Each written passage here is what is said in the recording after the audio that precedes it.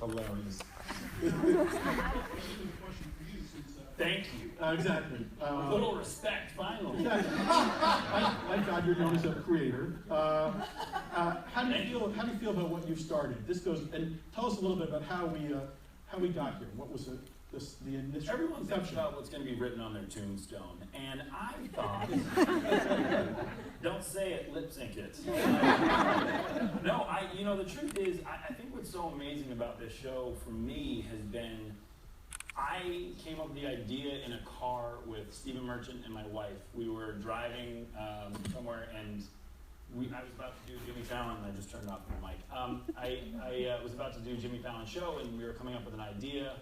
He said, unless you want to do something different than these other things, and I said, yeah, maybe we do this thing. And we were in the car, and I was lip syncing with Stephen and my wife, and I was crying, laughing. And when I laugh, if you haven't seen the outtakes of The Office, I laugh like a little princess girl. And I'm proud of it. But I was weeping and having one of the best drives of my life, and it's maintained that level of fun and just this casual idea of we think this is really fun to do. And it's just been that the whole way through. And I give a huge, huge, most credit to this lady right here. If you guys are ever a little bit tipsy and have an idea, and then she'll make it a great show. Make it a great show, yeah. I just pitched her me in a bathtub with a celebrity. Remember the other day? I'll buy it in the room. I'm buying that kitchen. I'll write that for free. Just to be on the set of that show. Let's talk about where it's gone from that car ride, that drunken car ride. Lip Sync Battle is now the most watched original series in Spice history. It's currently averaging 3 million viewers, and it's a top-ranked show in all of TV with 18 to 34, and the #1 show in its time slot with adults 18 to 49. All on Spike, and these are amazing statistics. So the big question is for all of you, what went right with this show? That's good. Yeah, that's good. I think the partners, right? I think what people are responding to is the level of friendship and fun and the spirit of the show more than the format of the show, right? We all genuinely love making this show. I think when talent comes onto the stage, it's like running away with the circus. Right. It's a little like SNL in a way, right? It's small, it's a close-knit group of people that make it without the time commitment, right? You come in, it's a day. We never rehearse for more than an hour or two with the talent that comes on. So wow. Fast, fun, easy. We don't give them time to get too nervous. Yeah, I think the word is ridiculous. That's what it is. Yeah.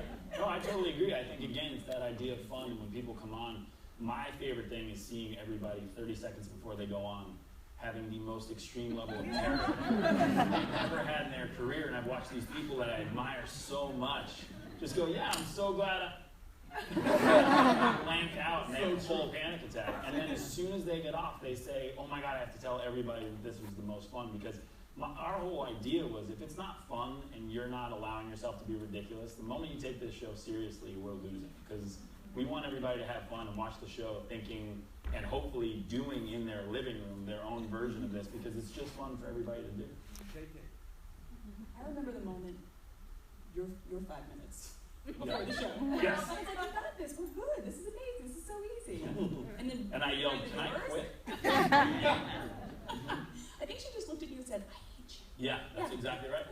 She's like, no, it's a real crowd up We here. had just It's Madison Square Garden. Yeah, we had just finished the movie together, and that wasn't enough for her to hate me. She turned to me before this, and she was like, I hate you. And then we went on and did it. And Casey, the night the show premiered, I don't know if you would remember this, I was with you because we were working on yet another show, and we were in the writer's room, and you came in to watch it, and I remember going, I think it could do well. But when, that night, did you have any, and this is for all of you, did you have any expectation of what it could be? Because it really, it's exceeded every expectation I think anyone could have had. I think it was really hard, I'll be honest, it was really difficult in those early days in New York, and I think we had a great story about John. We had the hardest time booking New York. It was great on Jimmy, but people just didn't know if it could translate from a segment to a half-hour format. We were trying to prove it. We had really we had 8 weeks. I think that it recorded 8 episodes. Was it 8? 10-ish. Early So- January in New York, so it was really Was there, it was yeah, hard. it was A really lot of balmy. town. And it was really difficult to book. And I remember at some point, you, again, were like, you know what, I think we were 3 episodes short of actually fulfilling the order. We couldn't book it. And you're like, you know what we should do, guys? We should do 10 more and move it to LA right now. Let's just do it. Let's just do it. And to Kevin K's credit, he was like, sure, Yeah. let's do it. And you're like, oh shit. I think I was I don't remember that at all. Me and Jeff were just knocking something back. And he said, "Let's go to LA." Oh no. I was like, "What is your name again?" So we had to your point, David, like we had a sense, like we knew to keep going. It was unbelievably difficult, but I think we all knew that it was worth the time and investment. You could feel that there was Well, we something started different asking about our the show. significant others to do it. Yeah. It's true. And they did. It's And true. they Like, did. Sean, who's here tonight, by the way.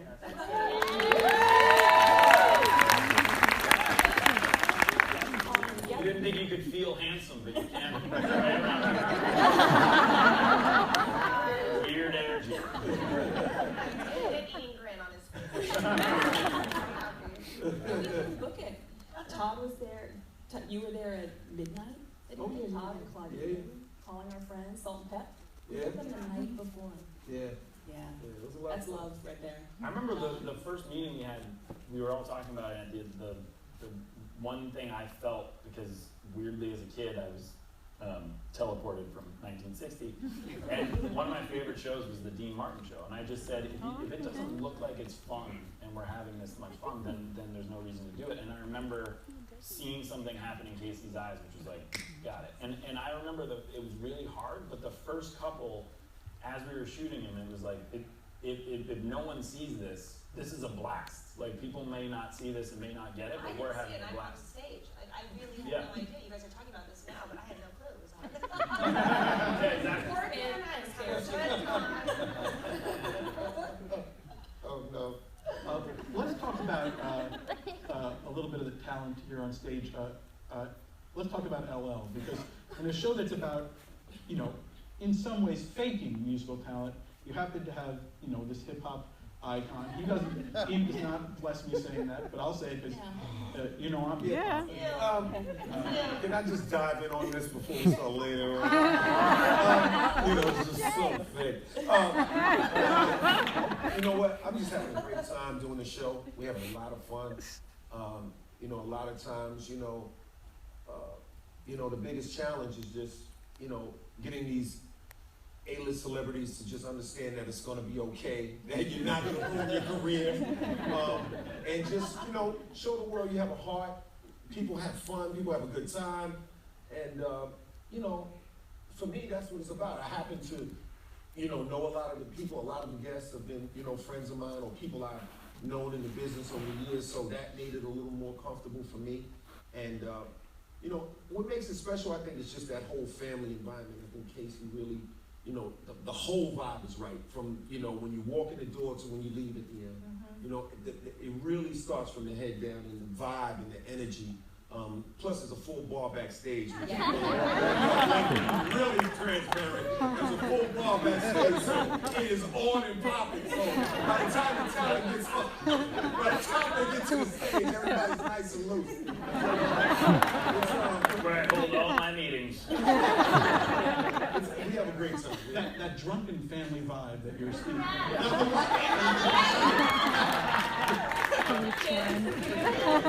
Yeah! Stone Cold Sober. Stone Cold Sober. Say hi, old silver. That's a Stone Cold Sober. He said, hi, old silver. That would have been better. You were sober, but wherever Ike Turner was, he was drunk. Yes. Looking at that. Let's talk about that family vibe. The amazing thing about this show is it immediately, or maybe very much intentionally, transfers online. That this show has become a sort of viral sensation in a different way than most shows. And we all know how desperate TV shows are for that now. And I think a lot, I imagine as someone who follows Chrissy, and I think she has me on mute as well. She has you on I favored it today. Exactly, it's true. It's true. You like me, not in person, but you like me. Not loud about music. Let's get a few followers. Casey, how do you think Chrissy here has sort of helped that conversation get going? Oh, I love this question. The format was built to travel. It was built with that in mind. Everybody was trying to crack that code. We talked about it, Todd, when we first met. Jay and I, we kept, in the process of developing the show, we kept asking ourselves, should we be doing more? Should we be adding? There are no real stakes. There's no real prizing. Should we be doing bigger, more important packages and levels and math of some sort? And I think at a certain point, we just want people to share this. And the best thing that we can do is get out of the way, right? There's no filler in the show, none whatsoever. The format's so clean and pure, and it's built so that everything can travel, maximum number of performances, right? Behind the scenes. We don't have, what's interesting about the show is, Chrissy. Chrissy's what's interesting about the show. Chrissy doesn't, I don't know how much I can. Go, do it. Chrissy can't and won't, and rightfully so, she won't read a script. Yep. Won't read a script. It's because it feels Or scene rehearsal, I won't go to it. Right. And I make sure you You're know. kind of like Brando. I'm like, Chrissy Brando is funny. She's got a feel.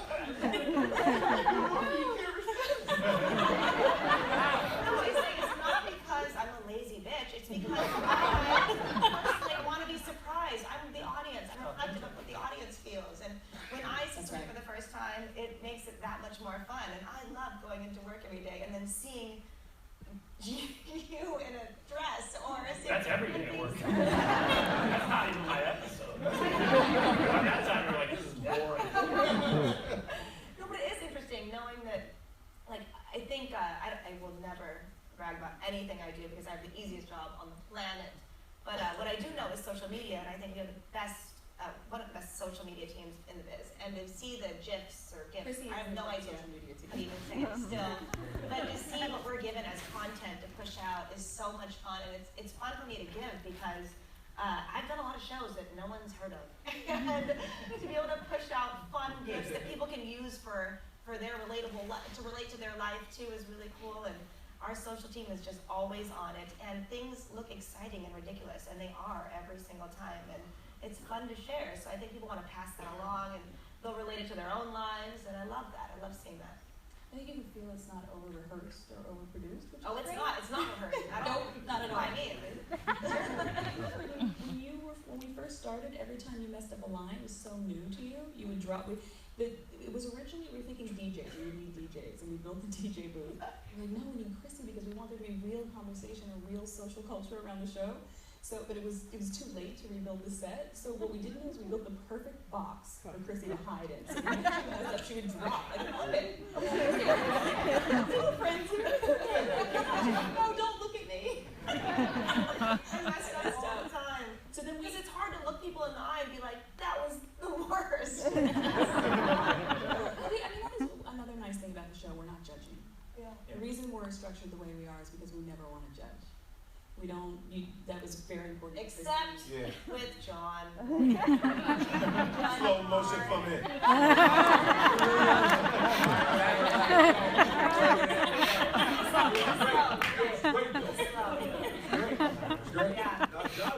Yeah, okay.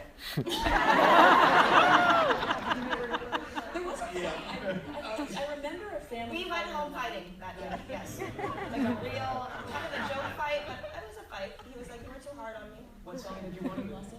I wanted John, so I love it when people go balls to the wall. I love it when they come out and they're just this strong, strapping gentleman, and they do Britney Spears, or they do something that just makes them look a little silly. So for John to come out doing slow motion, and I begged you to do Backstreet Boys, correct?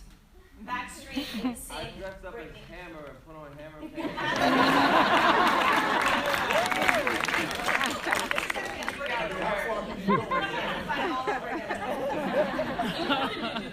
I wanted Britney. I wanted you to do Hit Me Baby one more time, put on the skirt, sweatsuit.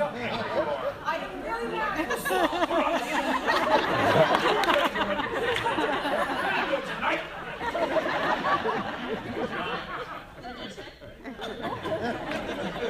Right, you have somebody say, yeah, No, I'll be high. next season, baby. On. You know what? Yeah. And I think also, you know, we call it lightning in a bottle too. I think, we live in a world where everybody wants to like kind of paint themselves as TV geniuses, but the reality is sometimes you get lucky and you get something cool that works and people like it and you have good chemistry and a good team and that happens. So Speak for yourself. I remember our first meeting, I was like, if we don't hit 18 to 34, this show. Let's talk about one way. I think you sometimes have to book lightning in a bottle, and this shows the book lightning in a bottle. And let's talk about booking. And Casey will be embarrassed. I have never seen anyone book like Casey. I've been in rooms on other shows where it's like, she'll go, I need Keith Richards here tomorrow, and he'll be there the next day across the country. What for all of you? What have been the craziest booking challenges, and what's the most exciting moments in booking this show? I think it's all, it varies. I mean, obviously we're always excited about everybody that was on the show. I mean, they're all cool and they're all right. There were some amazing moments on the show. But it's not like easy. It's not like we're taking it for granted. People always say, oh, it must be easy. The show's doing well now, so you're just booking whoever. Yeah, right. These people are busy. They're doing movies. They're doing shows. They have lives. They don't want to risk. They don't want to risk looking silly in front of all of you guys, in front of the world. So it's not always super duper easy. I mean, we do a lot. I've left a lot of creepy. I've left some real creepy celebrity phones out there. Every hit spit over. I'll be looking real crazy. Yeah, we've done some real 1 in the mornings. I'm gonna need you on this. Michelle Obama. Nothing creepier than that. So it's Good seeing you the other day. Serena still might not take my call. To do it. Serena's still No reason. No good reason. I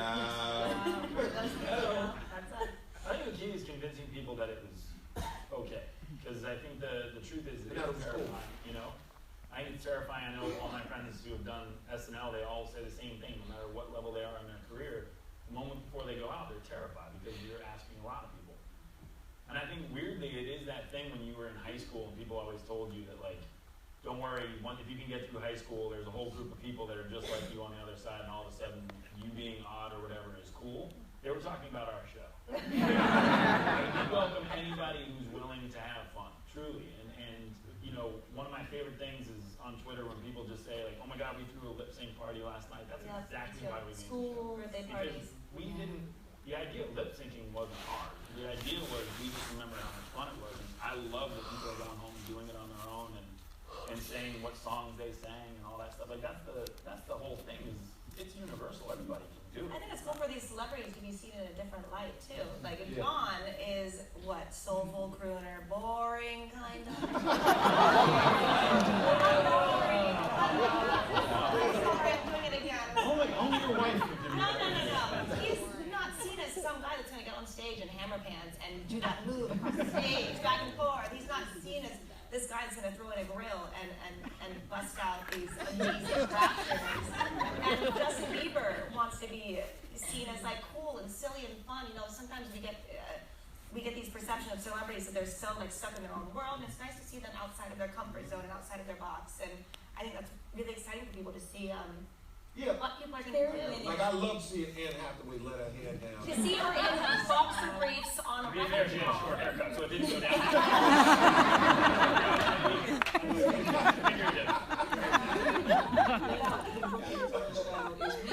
We have an amazing. We're all friends, and we all believe. And you have to make those phone calls. I mean, the truth is, to make those phone calls at 1 o'clock in the morning, You have to and go to the, when you're invited to the White House, bring up lip sync battle and say, hey, you should do the show. we all have to believe. We have to believe that when they come there, that we're going to make them look good, that they're going to be safe, that they're going to have a good time out there, that the fans are going to love it, that it's going to resonate. So everyone around the table, I don't think you get something like this without commitment. And everybody here was truly committed, really committed to the concept. Right? We believed in it enough to call all of our friends. So I think every one of us probably had a favor or two in the bank, right? And in the beginning, we called it in. We made it. You definitely made it personal. Emily was amazing. Yeah, I made it real personal. Brought some divorce papers. Yeah. Poor thing, she was so sick too that day. Oh my God, yeah. She had no voice. She had like a horrible, interesting screen of the flu. And there she is in her hippie outfit, just walking about. That was Sudafed. She just was on Sudafed.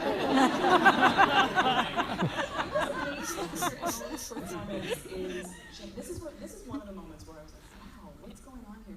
Janis Joplin's, she did Little Piece of My Heart. Yeah. Janis Joplin's estate tweeted about it. Oh, wow. What the hell? Right? Amazing. You're just like, oh, this is resonating with people. Yeah. Can you give us any insight, since Todd mentioned it, like the wrecking ball? How does that happen? Like, other than asking her to host a game with James Franco, I can't figure out how you ask that question.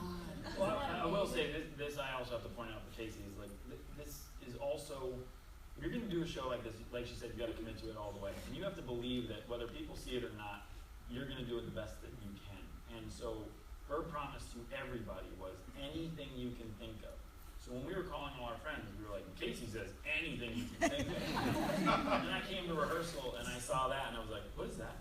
And Andy's like, anything I can think of. Like that just materialized like that.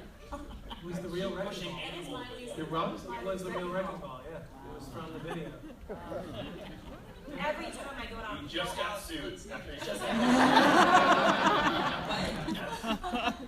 Real wrecking ball. We have the good grace of the music community too. The way that we do the show is the hardest possible way to do it, which is the music has to be cleared by the artist. So when Anne says that she wants Wrecking Ball, we have to go to Miley and ask for permission. So the early days of this, like that was not easy. We actually shot that without it being cleared, and we just held our breath. Lawsuit part two. But we had a hard time in the beginning convincing people that it would be a tribute show. And it wouldn't be like a parody. Yeah, and that we weren't going to make fun of them. I was really concerned that we were going to bring out the foam finger, and that we were going to do. She was just coming off the Emmys, and so we felt like we had to earn it. We had a lot to prove. Yeah, and I was just thinking about, to add on to what you were saying, it's like the other thing is, hosting, I never wanted to be mean-spirited. I think that that's important too, so I try to make sure that everybody feels comfortable and that there's a real connection between the audience, myself, all of our guests, and I think that that's very important. So, like with Miley, we don't want Miley or one of the other groups, one of the other songs we clear. Sometimes we shout out the artists, we'll give them love. We want them to share it. Yeah, we want them to share and be a part of the experience and really, embrace it. So that's really important, I think, because you never want, to me, I just don't want to be the guy that has the show where I'm roasting people all day long, roasting the celebrity, roasting the artist, although some of them can use it. We can all use a little bit. I just want to make it fun. Also, Jimmy and John had already set the bar on Jimmy's show. Absolutely. Right? It was Jimmy's so, and all these guys, like so supportive, fans first, right? It's never mean-spirited, they're in it with you, right? So everyone who did the show could feel that John was in it with them. They'd done such a great job on the Tonight Show. Who did it? It was you. Who were the first? Merchant, Paul Rudd, Emma Stone, Joe Gordon-Levitt. Yeah. Who's amazing? Monster. You can clap for Joe.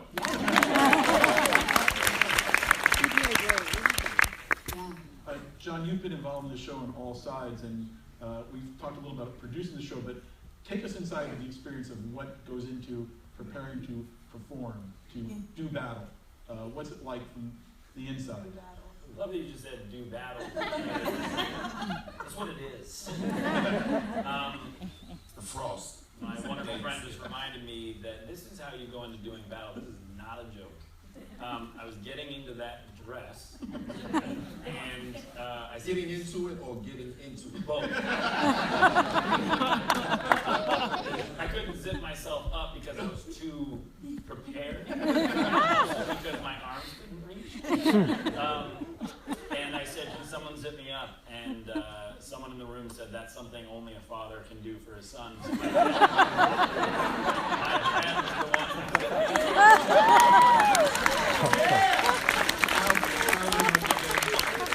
He just looked at me and he was like, this is it.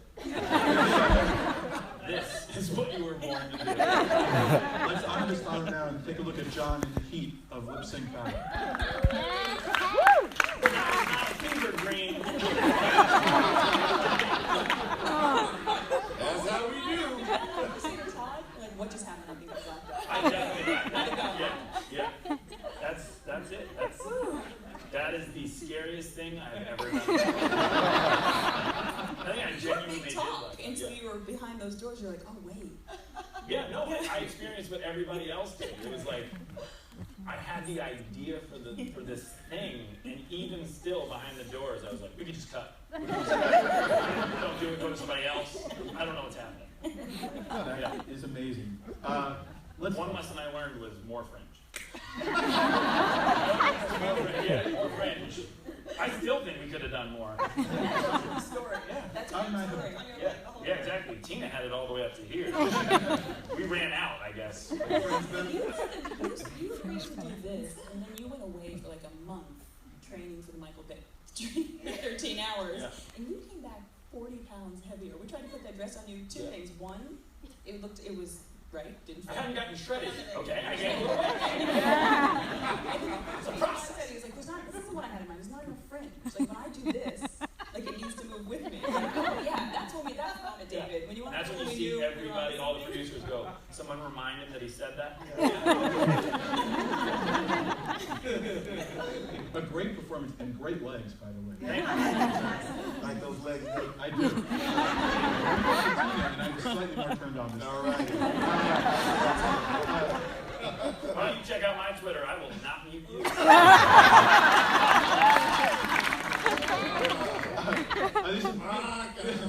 For your safety, I've got questions that you have sent in. I have questions you've written down. This is for Chrissy, the first question. You recently had a baby, which you might not believe, but apparently the argument with John over the got settled. No, the argument led to a baby. Is that how babies are? That's passion. Yeah, you learn everything. Yeah. The question is, what would you tell your daughter about the entertainment business? Would you tell her to steer clear of it or embrace the challenge? Oh God. I just try to take it day by day with this one and make sure she survives every night. I think you did it too, Todd. I think it's interesting. We get that question a lot, and it's always weird because obviously we're both in it, and we are immersed in it, and we love it to death. But you always, I think an important thing that I'll try to teach her is that no matter what, you will find that job. You will find that point in life where people are going to want you to be exactly the way you are and nothing else. And I think that was a big thing for me to learn because in the modeling world, you go about your days pretending to be so sexy and poised and together. And it was interesting for me to learn that as you go on and meet more and more different people and different groups of people, this amazing set and to be with these people that you love, that they appreciate you for having this personality, which may be quirky or weird or odd to you, but I think I'm excited to teach her to just Be yourself. Be yourself, and eventually it's going to pay off. Absolutely. Right? And then Caught me wrong. and just show that ass. Exactly. Later. Now. During the reception. Right now. We're going to say something for the reception. Just for John, tell us about the ultimate lip sync battle who are the two participants you'd most like to see face off? Wow, that's, is this for me or John Legend? Any John. You know, again, I really think that my favorite thing about this is that anyone can do it, everybody can do it, so I'm really looking forward to two things. I'm looking forward to hopefully some version of fan participation at some point. I would love to see how people are doing at home and what they're doing. And then also, I feel like there is no mold that can't be broken, so I really want to see Steven Spielberg battle J.J. Abrams.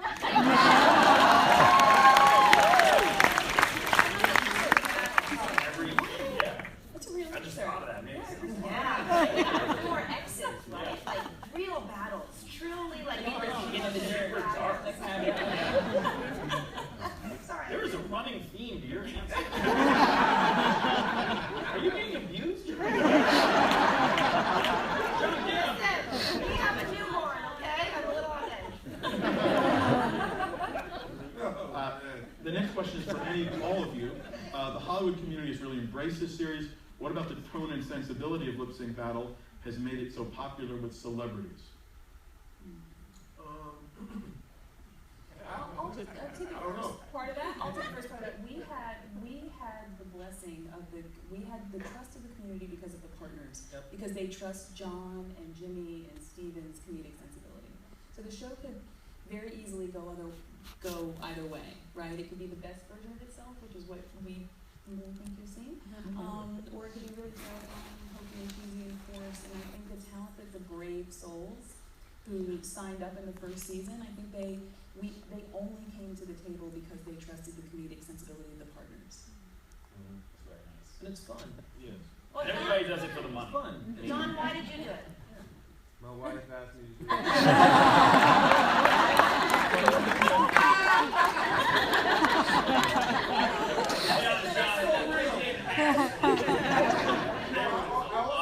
You know, I told her I would only do it if I was rapping because I don't lip sync ever.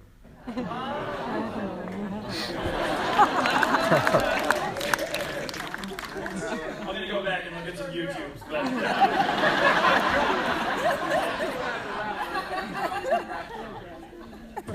True story. There's another question for Chrissy, as our colorful commentator. You were never one to shy away from sharing your point of view on social media. Why do you feel it's so important to be vocal about the issues that matter to you? I think it comes from the modeling industry, and then you're not supposed to speak, and it's nice to be able to have a voice now to go on and be able to speak your mind. Also, the simple answer is I've always been a shit starter. So, That's my favorite Stephen King.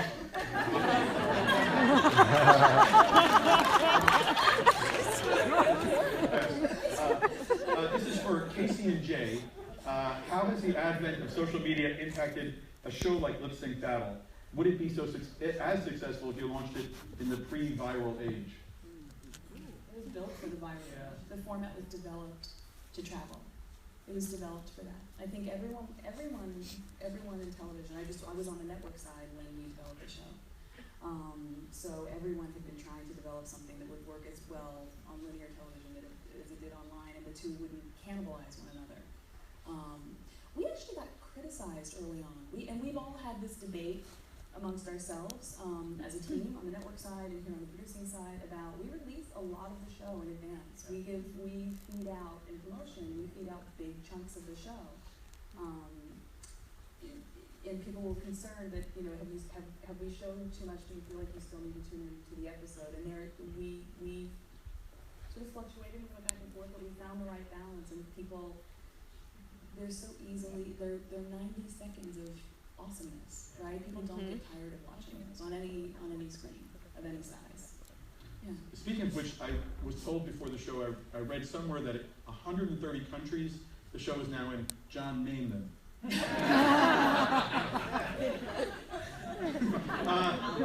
But how do you explain that, and how exciting is that? And have you had the experience of traveling around the world and seeing it everywhere? Our company just got back from Vietnam, where we just set up. We launched in the UK. Giant, I think it's beating Big Brother there, which we were just shocked to hear. Every time we hear something like that, this can't be true. Can't be true. We're fake singing. It resonates with people. It's also the power of music. I mean, we don't talk about it. There are no boundaries on music. We don't choose it. The talent chooses it. And that's a big part of the appeal of the show. We're getting to see, we're getting to know talent through their taste in music. We're getting to hear those songs, and it's all besides the most, it's the most popular music of all time. And what's amazing is that something like Janis Joplin and Britney Spears or Juvenile will live on the same show. Right? There's no rules about that. So it's always eclectic and fresh, and it translates. It's a show for people who like fun. Yeah.